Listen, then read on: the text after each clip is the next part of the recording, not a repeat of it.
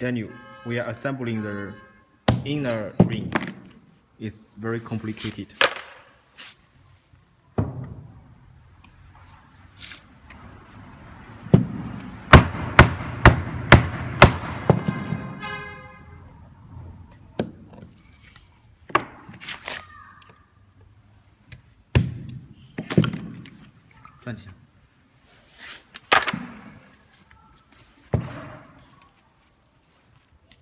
We must put